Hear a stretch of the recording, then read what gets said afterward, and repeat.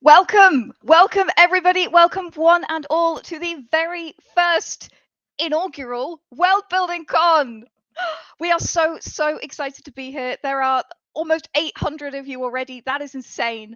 Um, Words are failing me. That's not supposed to happen. Words are my job. So again, welcome. We are so very excited about this.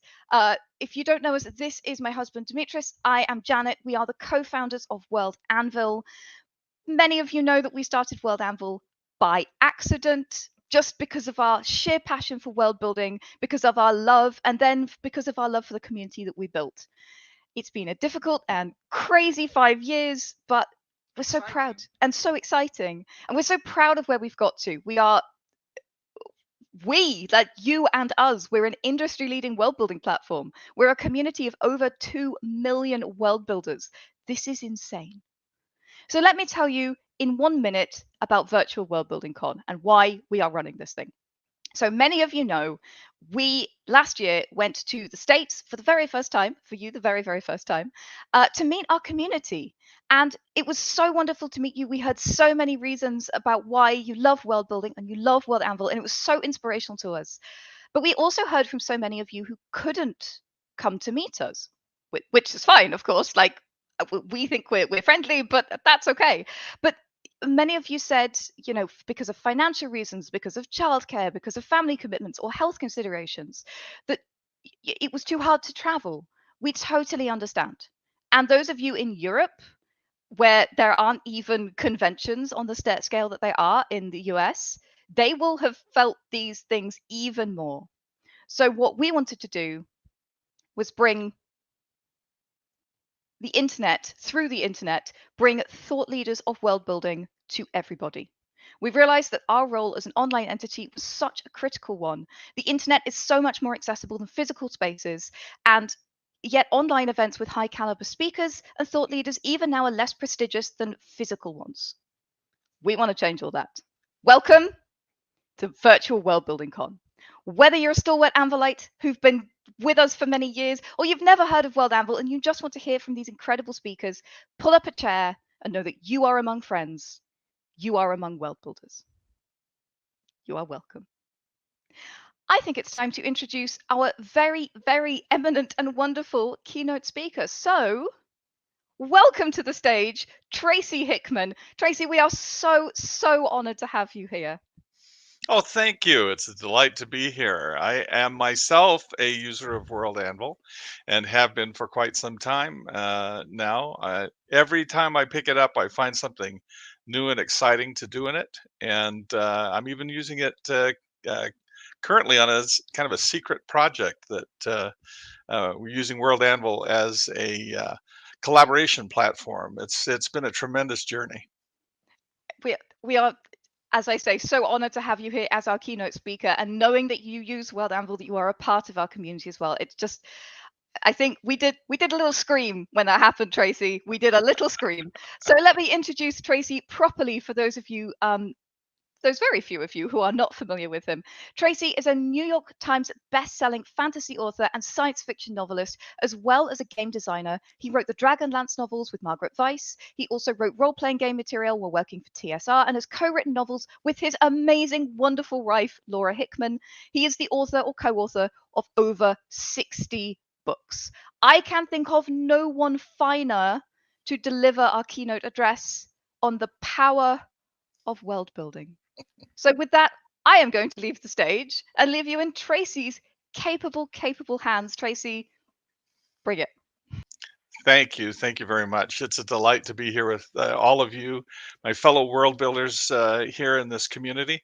As I mentioned, I am a World Anvil user, and in fact, use it every day now in the work that I'm doing. Something that I'm hoping that I can actually talk about here in the next few months. But World Anvil is very much a home for me. And I'm here to speak with you today and to offer this keynote address. Grateful to Janet and Dimitris for letting me do this. I'd like to talk about the power of world building today. So many times we feel, I think, as world builders that we operate in a vacuum. But there is, in fact, a great power in our world building.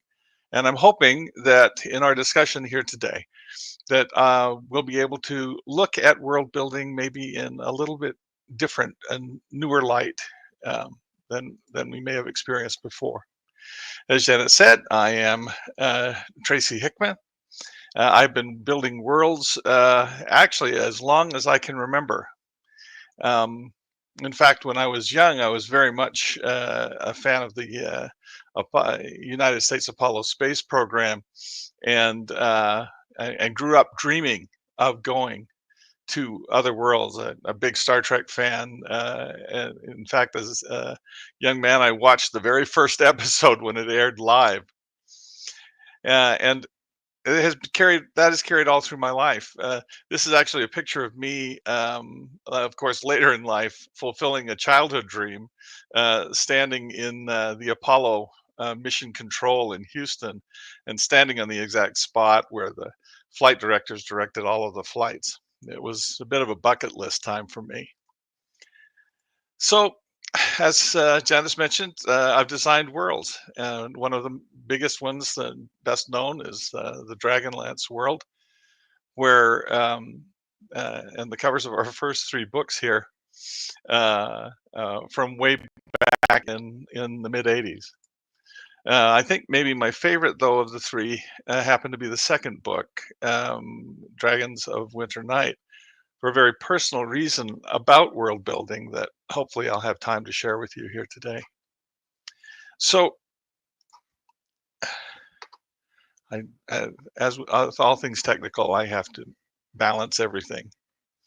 So I'm here to talk to you as a fellow world builder, because all of us are of the tribe of the makers, as my wife likes to say. We are a community of people who are the dreamers of dreams, and we are the music makers, as the poem says. And I have always been that way. From when I was a child, I would dream of going to imaginative places and fanciful worlds. And even as a young boy, I was something of a proto novelist. I decided, actually, when I was in the 4th grade, that the way you wrote a book is you just wrote a few more pages every day. And if you just wrote a few more pages every day, then by the time you had a whole bunch of pages, then you would have a book. So this, actually, my mother kept it. This is my first novel that I ever wrote, and it was in the 4th grade. And I'm presenting it here unedited. So I called it the X1 because when I was a boy back in the 1960s, everything cool started with an X. So let's see. I was assigned, I'm going to have to interpret here a little bit. I was assigned to a destroyer, the X1. It was a sister to well-liked boats. I don't, maybe it shunned boats that were not popular. I don't know. It was 250 feet long and 50 feet high in the water, armed and ready to fight. On March 1st, think about this. This was like this same month. On March 1st, we set sail, and what a day that was. We were eating, and red alert. We all ran to our boats. That's a little technical issue here, actually, because it says we'd already set sail, and I'm not sure what boat we were running to. When I got to my boat, the crew was ready and fighting. 50 planes were coming from the west, and we had to set sail. Seems reasonable. It was 9 o'clock. 25 planes were down, and the rest chickened out. But we were all alone, for we were the biggest ship in the fleet. Just a little editorial there. It's actually odd that we were all alone. Maybe the other boats shunned us because we were the biggest one in the fleet. For days nothing happened, then weeks, and then one day. Captain, this is radar. Sub at 3 o'clock. Over. I ran to the control room and to the radio. Identify yourself. Over. No answer.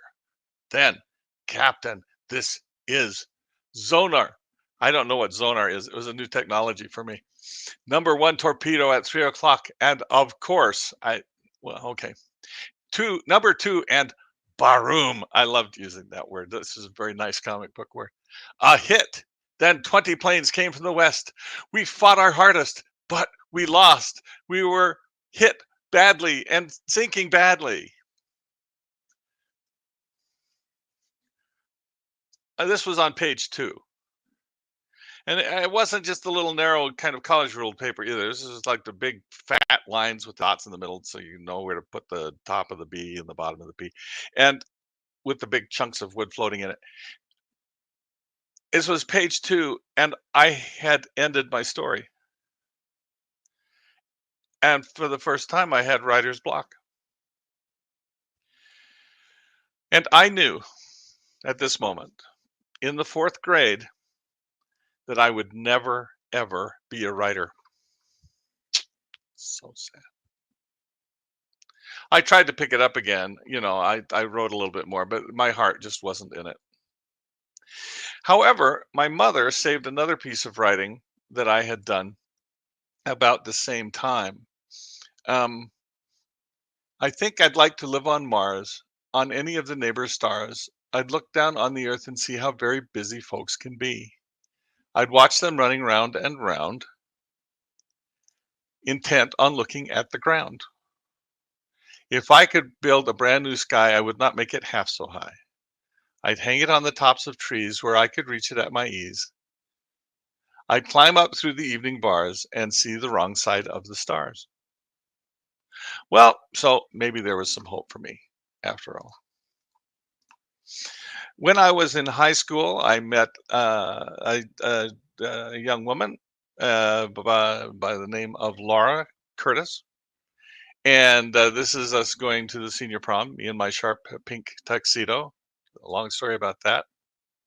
When I was 19, I became a missionary for the Church of Jesus Christ of Latter-day Saints, of which I am a member. And I journeyed to Java to be a Christian missionary in the most populous Islamic country in the world.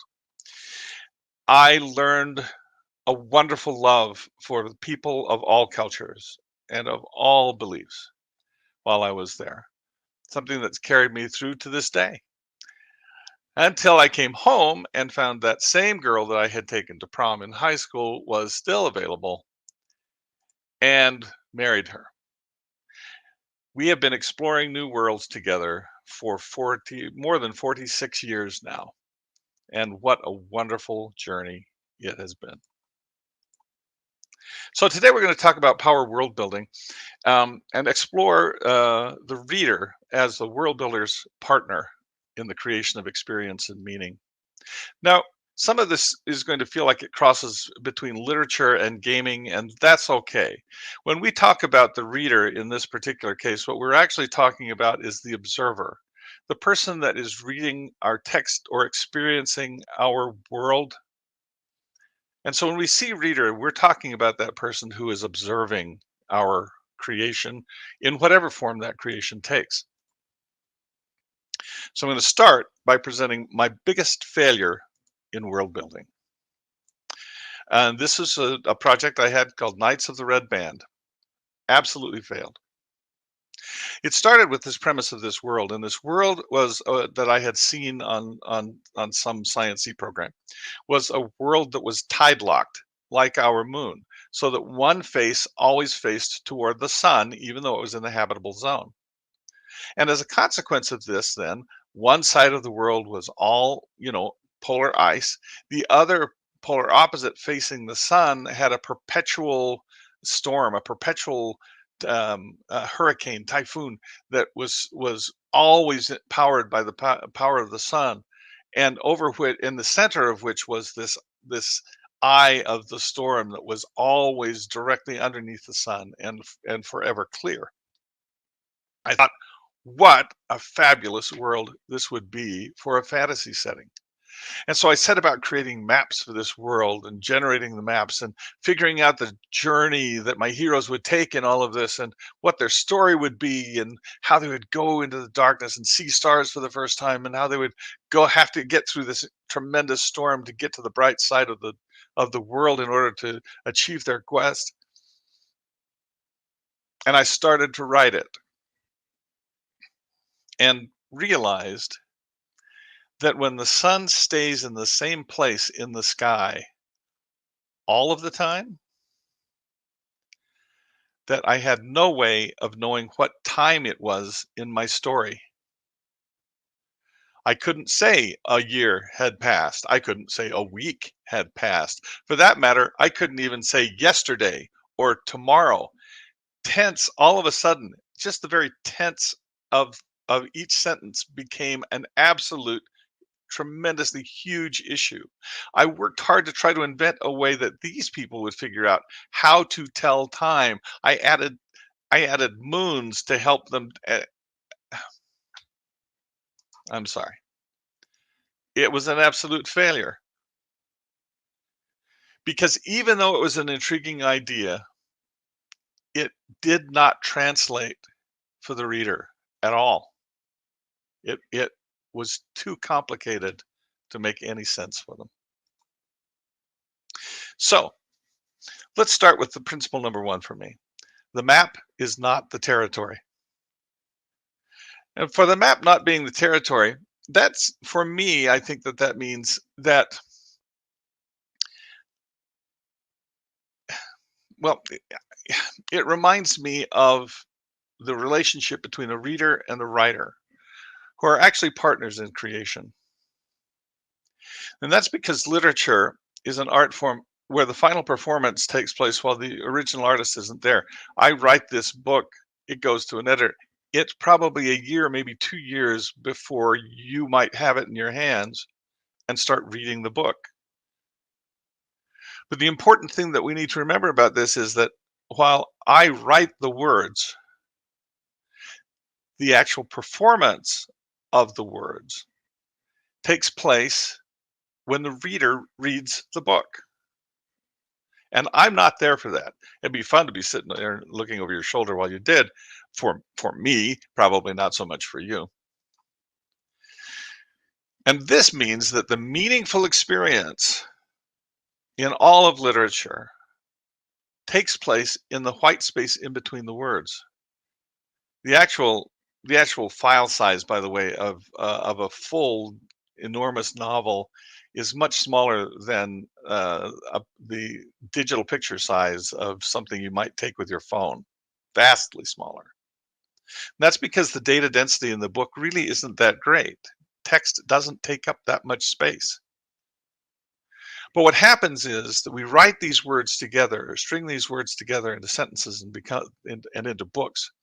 And what then happens is when you get it into your hands, as you read those words, all of the sights, the sounds, the smells, the experience, the feeling, the emotions, and the meaning of what is going on all takes place in that white space in between the words. And that, in that spark space, is where creation takes place in you as the reader. And you fill in that gap with a full experience. And so we are in a partnership. The creator, as world builders, we are creators. Our creation is only a map, not the territory. It is a guideline to a place, but not the place itself. When we look at this particular image, for example, we might see an arrow piercing a disc. And the actual fact is we got a couple of lines here and there's an oval here that's got a break in it. But our mind fills in the spaces in here, the blank spaces in here, to create something whole. And that is the experience that your reader has when they see the world map that you have created here in World Anvil. So the first principle is that the map is not the territory, or more particularly, that world building is about evoking an imagined reality in the reader. Now that brings us kind of to a principle 1A, which is that too much is never enough, or which is what we like to say around here. If you're going to be impressive, you have to do too much because it's never quite enough. But actually, the way I like to think about this is more along the lines of art is never finished, only abandoned. Your world creations, my world creations here at World Anvil and elsewhere can never be detailed enough to fill the expectations of imagination. That there is a point when creating more and more definition becomes counterproductive to the partnership that you have with your reader. So art is never finished, only abandoned. There comes a point maybe when you can stop detailing and think about your world more in terms of a painting rather than a photograph. Second principle, no design lives until it's been experienced by the audience, which is something that we've been talking about, I think, a little bit here. This is a quote actually from John Steinbeck. A story has as many versions as it has readers. Think about that for a moment. Everyone takes what he wants or can from it and thus changes it to his measure. Some pick out parts and reject the rest. Some strain the story through the mesh of their experience. Some paint it with their own delight. There are as many books as there are readers. I know this because people do come from time to time. Will visit with us at a convention, and they'll come up to me and they will start telling me about my book. They want to tell me about their favorite part maybe of the book, and they will recount to me parts of the book, of my book. I wrote those words. And you would think actually that them telling me about my book in a sense feels ridiculous, except that I come to recognize what they're actually telling me. What they're telling me is not about my book. They are telling me about their performance of my book. And their performance of that work is unique to them. And it is a shared creation that the two of us have experienced together. Of actually a very intimate sort of relationship. And this is why when people come, they'll come in and they'll stand in line and they will want something signed. Maybe they want their book signed. It's because they have had a personal experience of creation with me as an author.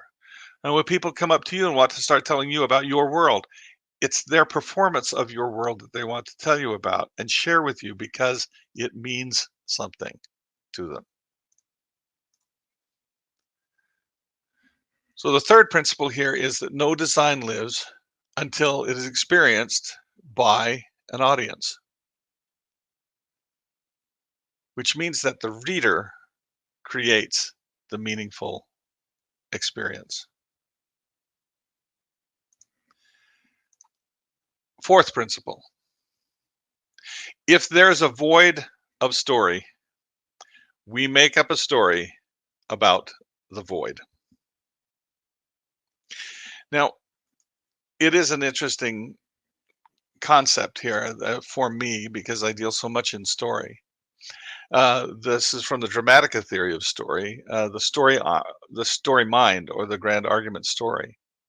And this postulates that a complete story represents the human mind working through a problem, an argument, examining it from every side, and determining the results to be either successful, a triumph, or failure, a tragedy. What is interesting to me in this concept is that story itself is hardwired into the human condition. That no matter where we are in the world, no matter what cultures we have been raised in, what our background is, that we think in story, that we look at the world through the lens of story. If you're driving down the street and someone cuts you off in traffic, your mind interprets that event, which frankly is a random event. Your mind interprets that as you being the hero driving your car valiantly, and the other person who has cut you off, they are the evil person suddenly in this story, and how dare they endanger your life. When we see events in our lives, we want to find meaning in those events.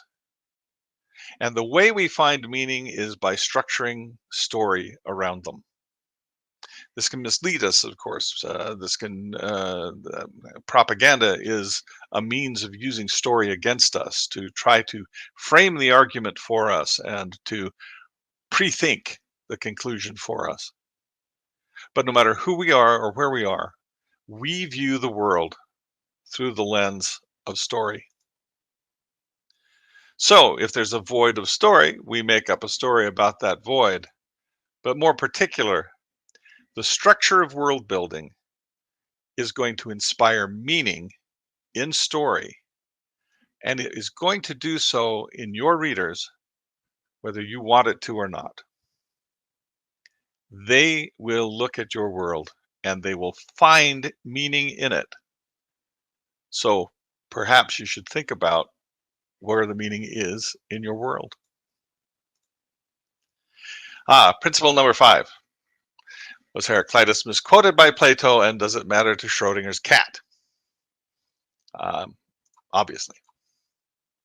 So here's Heraclitus of Ephesus, and he said this, which I would need to ask Dimitris actually to tell us what that actually says.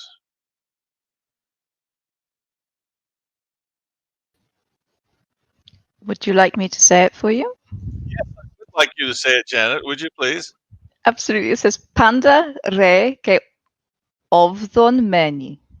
Panda re ke ovdon meni is how you would pronounce it in modern Greek. That is beautiful. Thank you. And it is generally translated as meaning everything gives way and nothing stays fixed.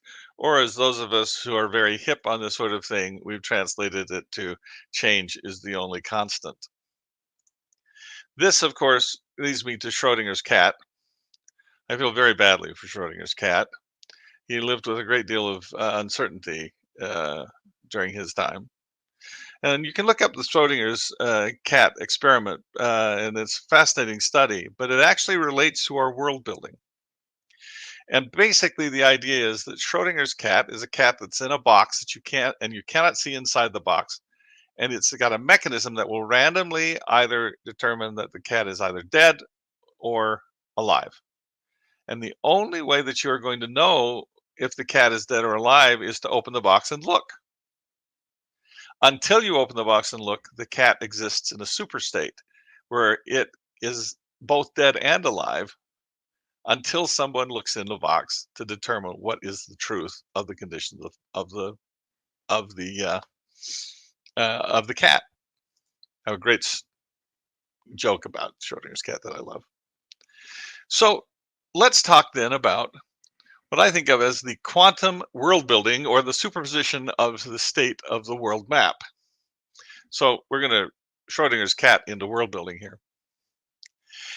An unseen creation, the world map that existing maybe here on World Anvil, maybe it's private, nobody's going to take a look at it, is like a quantum wave function filled with many possible states of interpretation, because no one has looked at it yet to collapse that waveform.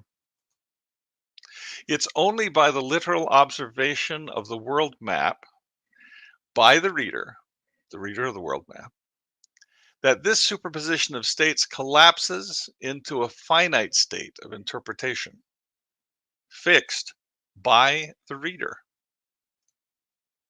Moreover, This state is influenced directly by the creative input of the reader, who provides context, referential experience, and meaning to this new fixed state.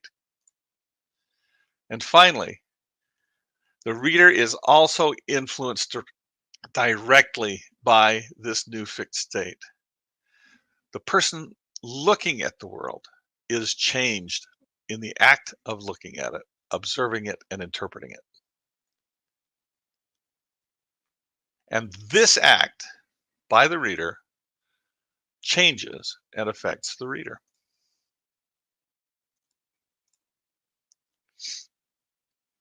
Now, I've got some history with all of this here. The little Heather here has apparently been reading uh, Dragons of Winter Night, and I guess Reagan may have some questions about this. He seems pretty intent about this. And I suppose actually that I should have said spoiler alert on this, because if you're unaware of this particular character in our Winter Night book, then maybe I need to help you with that and apologize for breaking the news to you this way. But was Heraclitus misquoted by Plato, and does it matter to Schrodinger's cat? I like to think of it as the idea that our worlds will inspire change in the reader in ways that we cannot control, because it is a moment of creation that happens between the two of us in kind of an unknown place. Now, I want to tell you a story now, which is an application in world building, and that should speak to, in fact, our relationship um, to our reader, to our audience, to those who come to experience our worlds as we create them. And as we've seen, it is an act of creation that takes place between the two of us, and often unseen by us or unexperienced by us. But Margaret Weiss and I, there was, people ask us from time to time if there will be a Dragonlance movie. We do remind them that there was a Dragonlance movie. It was an animated film, Dragons of Autumn Twilight, which I maintain is the best radio play ever put on a DVD. These are the particular images that they created for Margaret and myself so that we could actually be in their movie. I did note that it is an animated film and they might have been able to shave a few pounds off of me, but no, they went with this obviously more realistic portrayal. And we, down through the years, of course, have loved the Dragonlance world. And as I mentioned before, I was particularly fond of Dragons of Winter Night, the second of our first series of books. And I think I was most fond of Dragons of Winter Night, particularly because of this Sturm character. Now, spoiler alert, I am going to have to spoil this somewhat for you. Sturm, in our tale, was a knight of Solamnia, or at least claimed to be a knight of Solamnia. He wore the armor of a knight of Solamnia. His father was a knight of Solamnia. He followed the code of the knighthood scrupulously, and in thought and deed, did everything that a knight of Solamnia should do and be. But as the story progressed, we discovered in this second book that Sturm was not what he purported to be.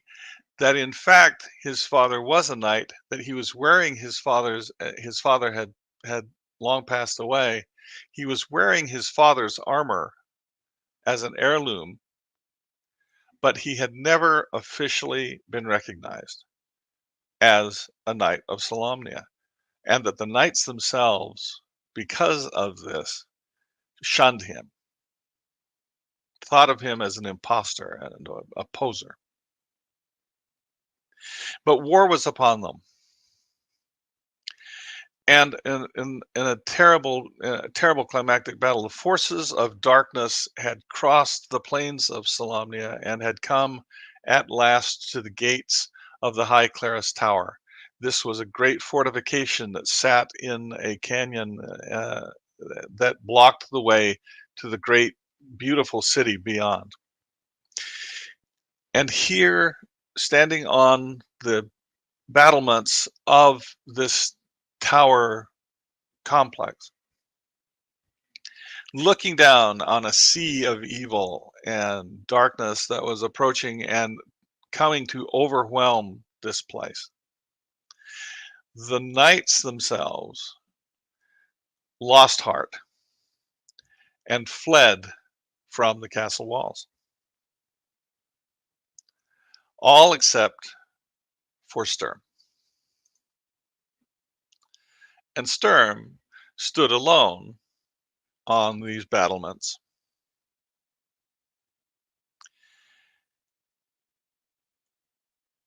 true to himself, true to the code of the knights, and willing to alone stand against this darkness. And as he stood there, the great dragon, dragon High Lord, rode upon the great dragon, and he stood his ground, and the dragon shot lightning, and I can still remember the line, Sturm's sun shattered.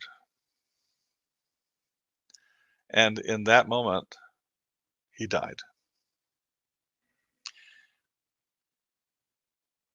Now, I can tell you that as Margaret wrote those words, she wept. She had to type it by touch because she could not see the screen. And it was a powerful moment, not just for us, but in the story itself. This Sturm had so exemplified the true purpose of the knights that the rest of the knighthood, shamed by him, returned to the battlements and won the battle. So we write this. We write this, and as so many things, we move on and create other things, and it goes out into the world, and it is read. And somewhere out in the world, a young man in the back of his father's car, a boy, read this story and remembered it and took it to heart. The years pass and kept passing, and books came and books went. And Margaret and I had written a new book, and it was time to go on tour, as book writers do, and we went to a book signing at Fort Lewis in Washington State. We went to the PX there to sign the books. This was some years back. We went there to sign books for soldiers, some of whom were being deployed, some of whom had come home. There were the wives of those who were on deployment who had come specifically to get books signed for their husbands. And the head of the PX that was there took us aside and told us, this is not like other book signings. These are people who are taking your book with them, and they may not come back. There are people buying books for loved ones here, not knowing whether they will come back. So be respectful and just be aware. Now, when you're signing books like this, the people who have come to get their book signed, they know they've only got a minute maybe with you, and it is a minute they're going to take with them as their memory of meeting you. And so they have to compress into that minute all of the experience and the joy that they had in creating this with you. And as you're sitting on the other side of the table, it means that you're getting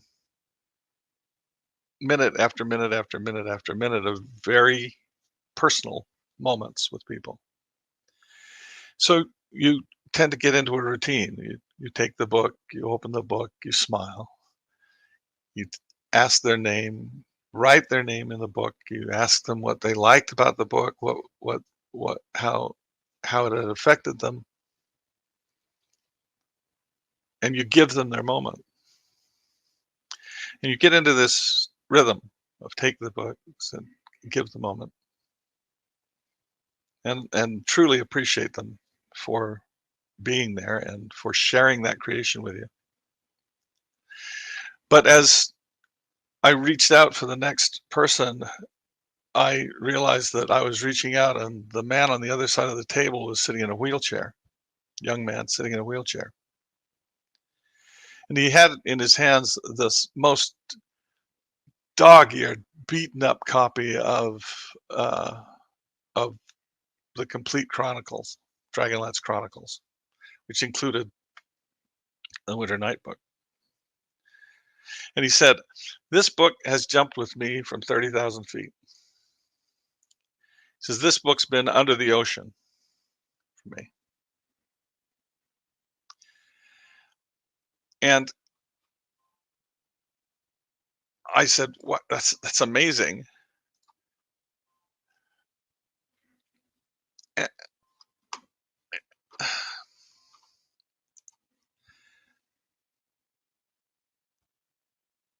And he said, "I've taken this everywhere."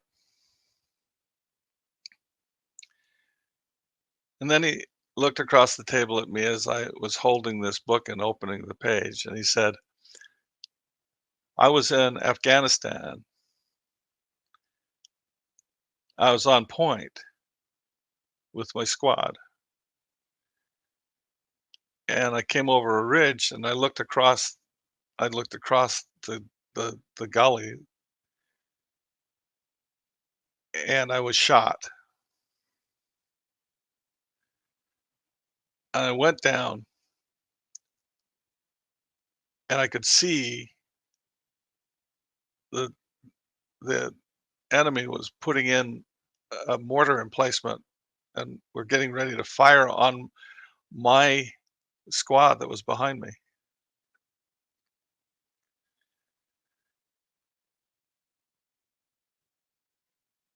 And I thought, he said to me, I thought, "What would Sturm do?"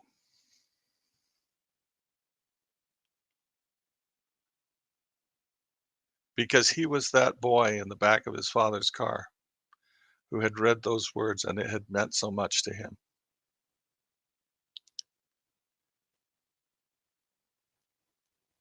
The next thought he said is, "I hope it works out better for me than it did for him." And with a shattered spine, he stood up and he warned his squad. So he looked across the table at me and he said, "This book saved 12 men's lives that day."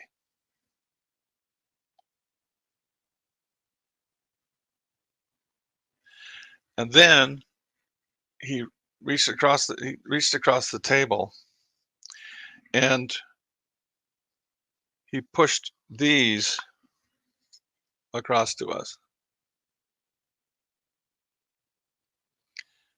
And he said, "These are yours." That was his Purple Heart and his Bronze Star.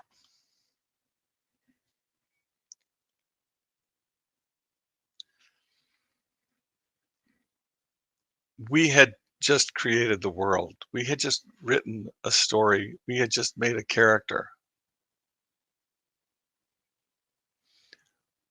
But there was a truth in the character that he found, and he translated that creation into real action and change.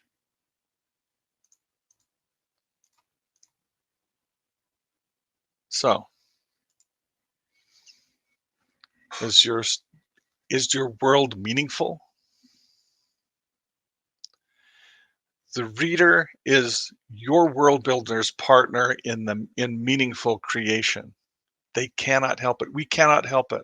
If we find something of value in the worlds that we create, if the reader finds something of value in the worlds that we create, it cannot help but affect them. So the power of world building is not in the telling of the world. It is inspiring your audience to change the world. That is why I encourage you and all of us, as being of the tribe of the makers, as being the music makers, the dreamers of dreams, I ask you to share your worlds, to share your creations, to delight, to inspire people to create worlds that are better. Not just on paper, not just in their games, but in our world. That is the true power of world building. My hope is that you will go into this conference looking for those tools that will help you change people's lives, change people's hearts, and inspire greatness. That's the power of world building. That's why we're here. And I hope you'll join us in that great calling, as apparently you already have. I want to thank wonderful people, Janet and Dimitris, great friends, for giving me the opportunity to speak to you today. And I hope that this has helped you somewhere in your world building journey. Thank you. Tracy, you cannot hear it, but all across the land, there are 1,256 people crying right now.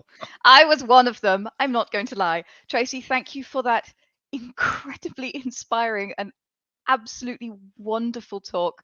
I was talking to Dimitris in the chat, and he says, this is the best beginning we could possibly have hoped for. So Tracy, thank you so much for your wisdom, for your wonderful words.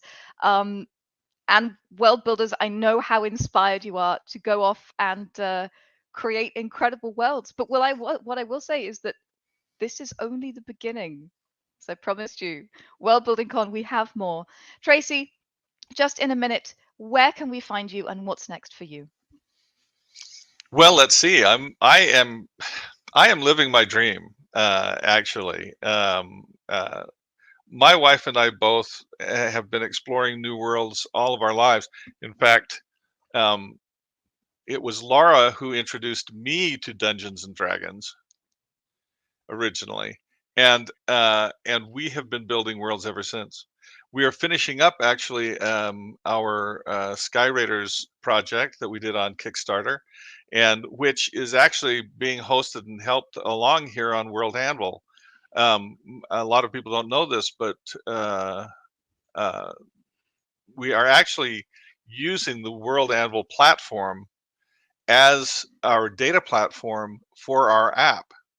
And so the innovative application that we're building for specifically for Sky Raiders is utilizing the World Anvil platform as our central data source. So so we're working very hard on that project. I'm also working on a secret project, which I hope we'll be able to announce here for everybody real soon. That's very, very exciting for me. Gosh, what's next is I get to make more models.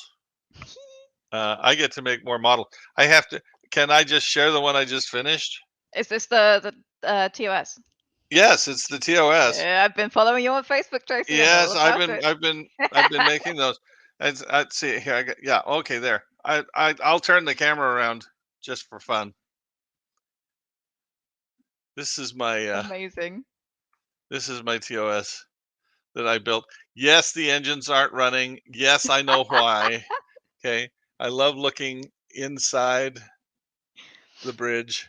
Incredible. Oh, it's so amazing, Tracy. I do love So, it. I do love it when we get to see the other side of our amazing world builders and the passions that they have. oh, and it's and all of it is part of our passion, and passion leads to power. I think, especially in a creative community. Don't let anybody tell you that the creative life is uh, is an empty one. The creative life, it is true what my father said, which is that um, creativity without discipline doesn't get anywhere.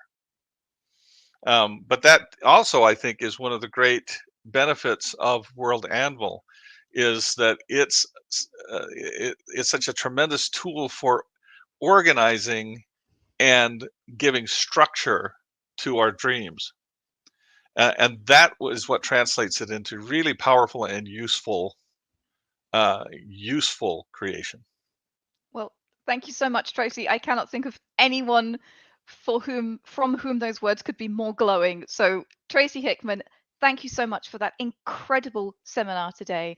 Folks, don't go away. We are back in 9 minutes with Hugo and Nebula award-winning author Mary Robinette Kowal on world building methods.